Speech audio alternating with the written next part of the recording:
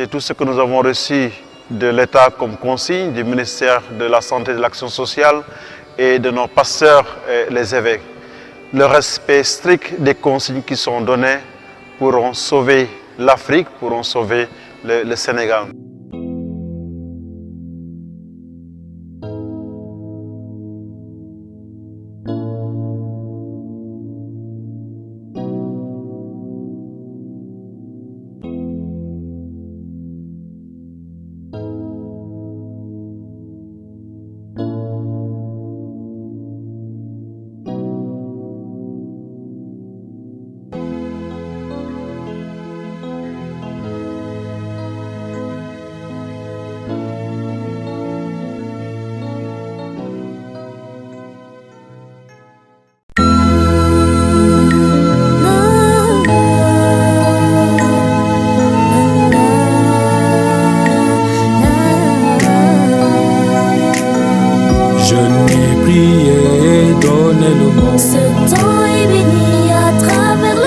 Convertissez-vous, changez vos cœurs et croyez à la bonne nouvelle. Jeûnez, priez, donnez le monde. Ce temps est béni à travers le monde. Convertissez-vous, changez vos cœurs et croyez à la bonne nouvelle.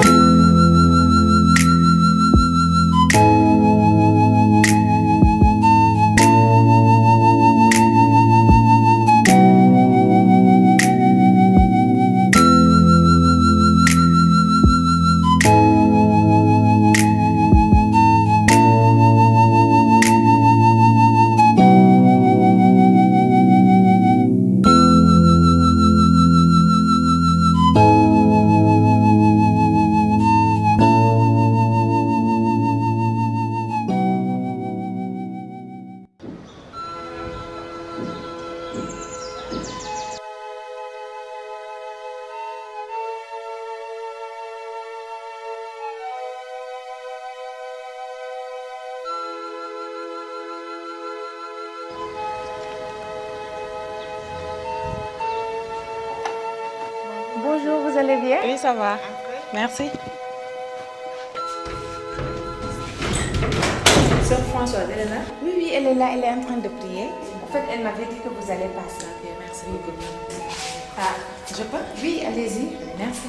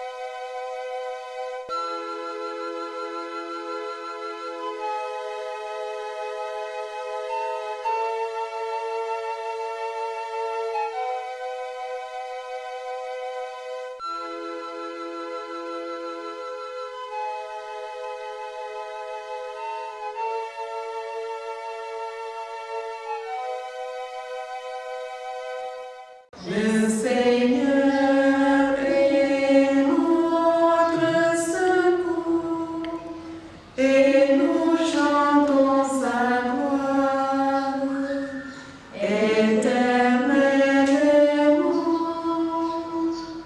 Le Seigneur est notre secours et nous chantons sa gloire.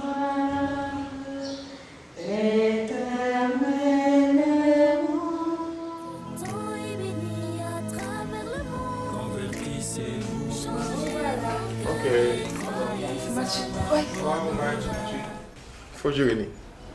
ma lay déprimé naa lu xew. Man tey laa jommé. ah bon.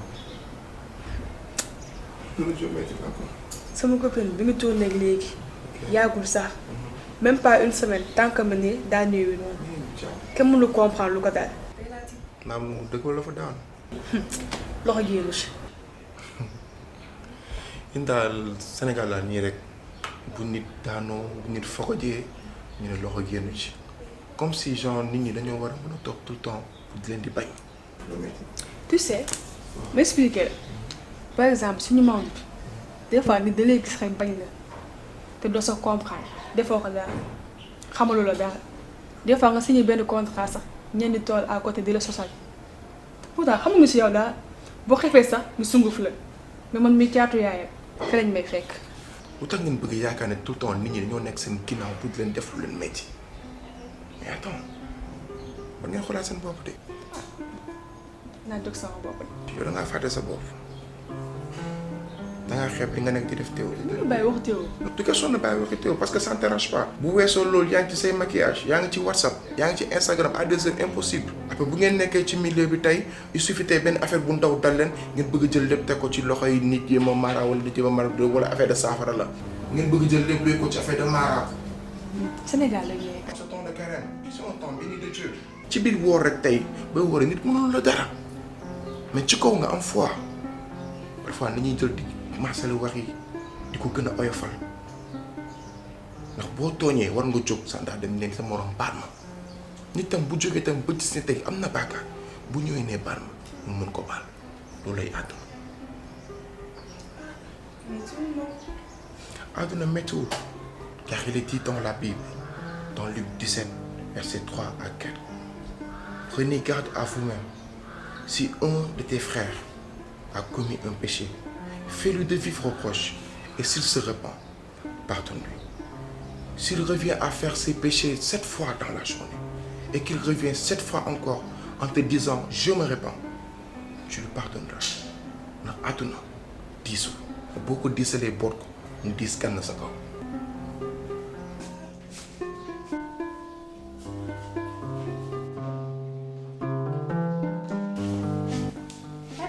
Comment ça va? Oui, bonjour. Ma soeur. Alors, Maintenant, c'est comme ça. C'est ça.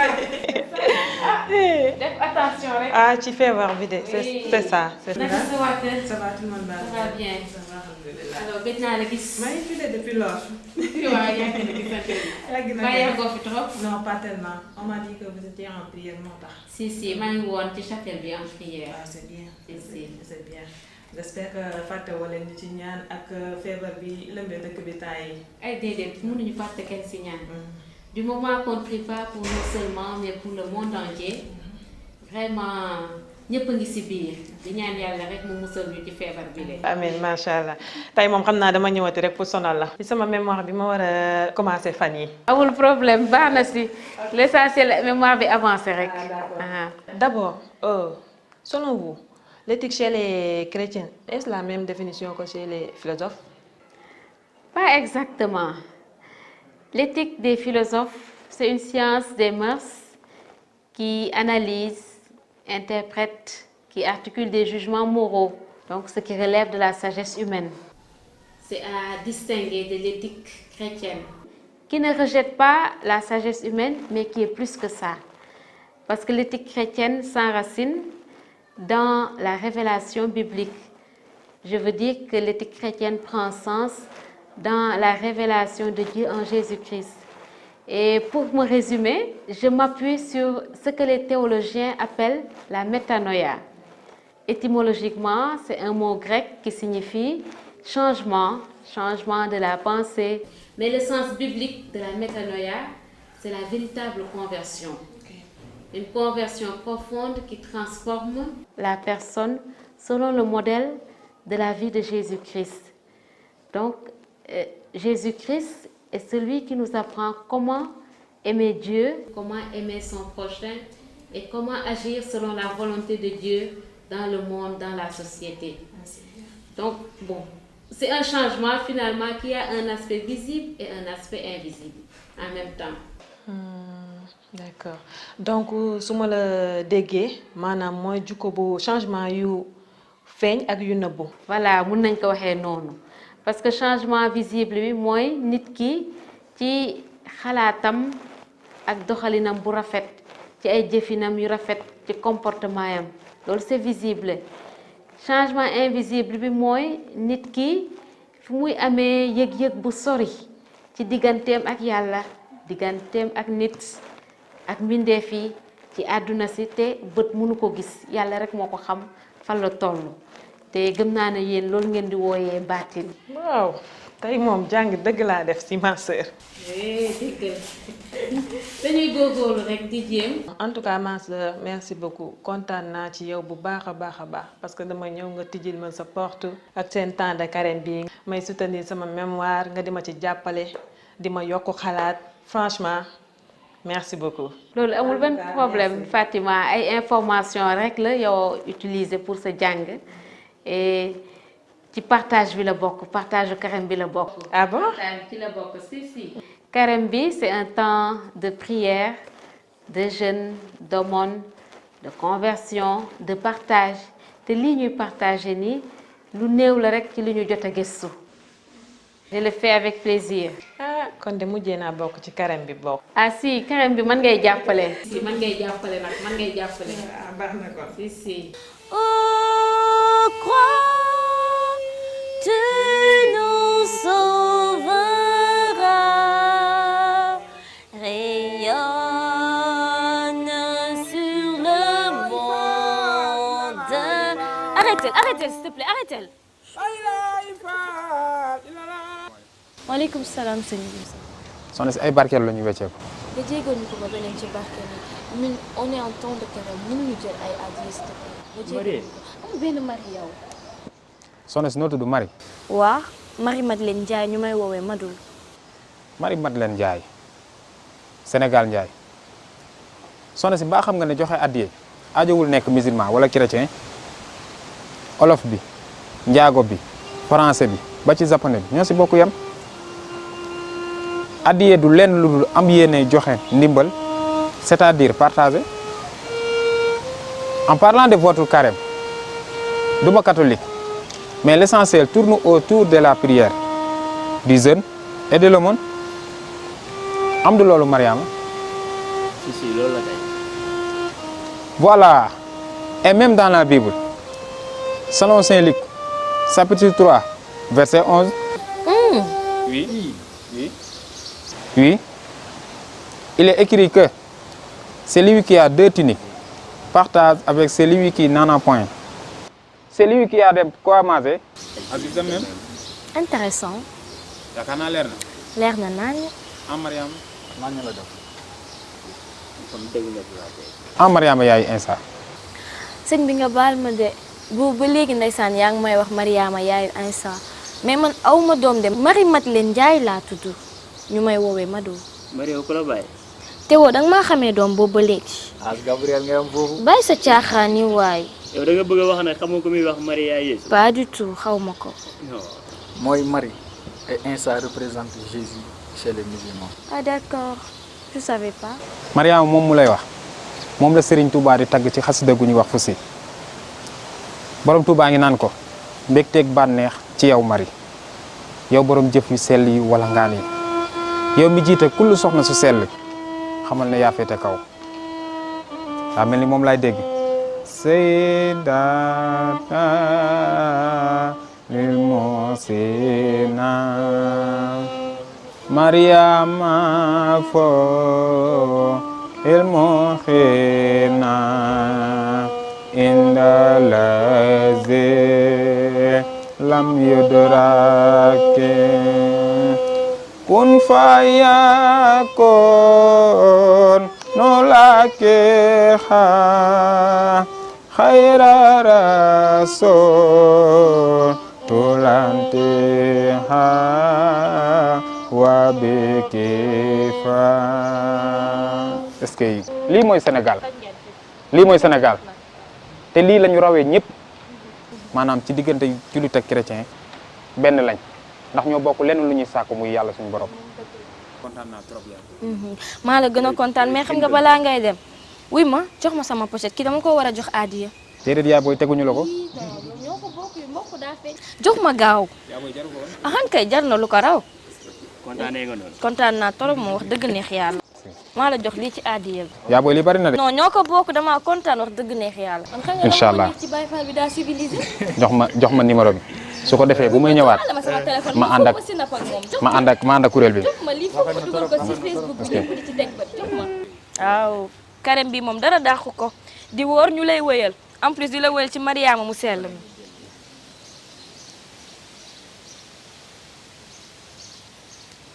da ngaa bëgg a bokk yow. ah Baye Fall kontaan naa trop vraiment kontaan naa lii moom dinañ gën a déggante mu gën a neex incha allah. moo la gën a kontaan. merci beaucoup. beneen yoon maa ngi jégalu nag de maa ngi jégalu bu baax ay waay gàcce gi ma dal tey ci bisu tey bi dootuma ko nettali sama àdduna. dootoo teel a wax. waa ëppal bi la. Convertissez-vous, changez vos cœurs et croyez à la bonne nouvelle.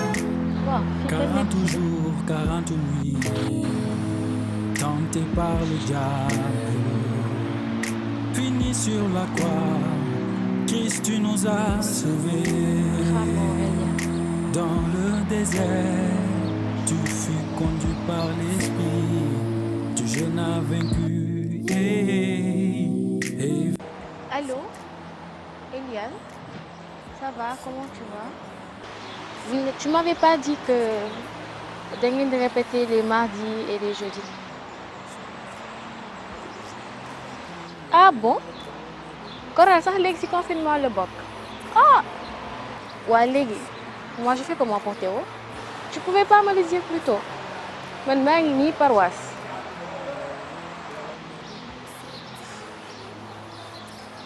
Ouais, bah, donc man, je rentre chez moi. Ah, qu'est-ce que tu veux que je fasse? Man maa ngi ñibbi. Ok, ciao. Carême n'est pas autant de régime. Eh! Boy dox doo def ndànk. Cécile. Lan la yow la kan? Xamoo. Yow la kan? waaye ma ca. Lan ngay def fii yow. may wax ngay reetaan. yow lan ngay def fii. Coran de laa doon déglu kenn du ko fa. yow xanaa xamoo lu xew si réew mi. quarantaine total. CB yëpp tëj nañ. ñëpp ñu ngi confinement seen kër. église yëpp tëj nañ. entité yëpp disparaître nañ yow nga ne ay messe ngay ñëw. messe yi léegi en live lañ koy am lépp luy homélie vébro prière de quartier lépp ci kër yi lay xewee. yow nga ne da ngay toog fii di dem ay messe. xoolal 20 heures couvre-feu man maa ngi dem sama yoon nag. Fata am. mais am wóorul dara wóoru fi am. dem naa sama yoon de.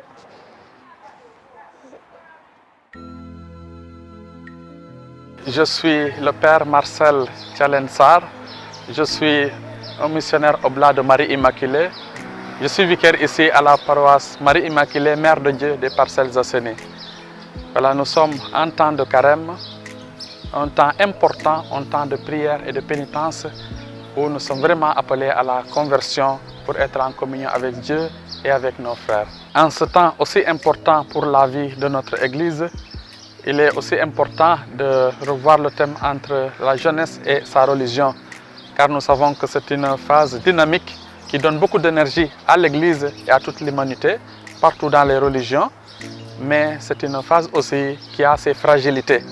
Et donc c'est important de pouvoir vraiment développer ce dialogue qu'il y a entre la jeunesse et sa religion. Par exemple, dans ce scénario, un Baye Fall qui cherche à saluer une jeune fille qui s'appelle Marie, et celle-ci était méfiante, elle n'était pas sûre s'il faut se lancer dans ce dialogue ou non. Voilà ce qui arrive dans notre vie de chaque jour. Quelquefois, tu rencontres une personne, tu ne sais pas d'où elle vient, mais en parlant avec elle, tu peux mieux la connaître, mieux l'accepter et cheminer ensemble. C'est cela aussi que nous avons vu dans la rencontre entre la sœur franciscaine et Fatima. On finit par se rendre compte que l'autre c'est mon frère, c'est ma sœur, avec qui je peux marcher, parce que lui aussi il croit, il est convaincu en ce qu'il est, mais il m'accepte avec ce que je suis. Chacun est convaincu de sa religion, mais ce partage d'idées, cette communion d'idées peut nous permettre de mieux nous accepter les uns les autres. C'est cela qui nous permet de construire toujours un pays de paix. Et nous demandons les jeunes générations à pouvoir toujours s'inspirer de ce modèle. Actuellement, vu la situation que nous vivons, nos pères évêques nous ont invités à suspendre les messes publiques pour qu'on puisse combattre cette maladie qui est du coronavirus. S'il y a aussi qui ne savait pas, c'est important aussi d'être informé de ces choses-là.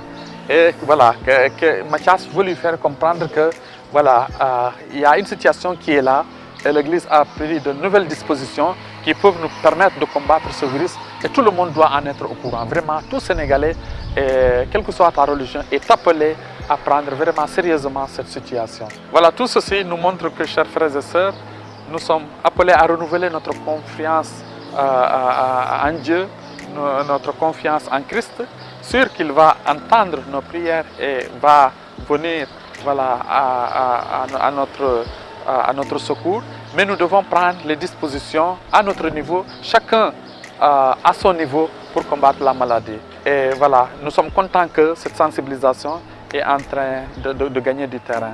Voilà, que le Seigneur, le miséricordieux, puisse nous aider à éradiquer cette maladie, que le Tout-Puissant puisse nous délivrer de toute maladie et que nous puissions continuer à le louer.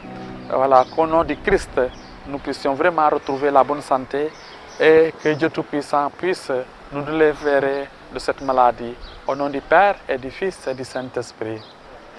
Jésus, nous croyons. Je n'ai prié, donnez le monde. Ce temps est béni à travers le monde. Convertissez-vous. Changez vos cœurs et croyez à la bonne nouvelle. Je n'ai prié, donnez le monde. Ce temps est béni à travers le monde. Convertissez-vous. Changez vos cœurs et croyez à la bonne nouvelle. Le carême n'est pas autant de tristesse ou faire du voyez-moi, mais plutôt une période de conversion. On soit dans la prière, du jeûne et de l'aumône.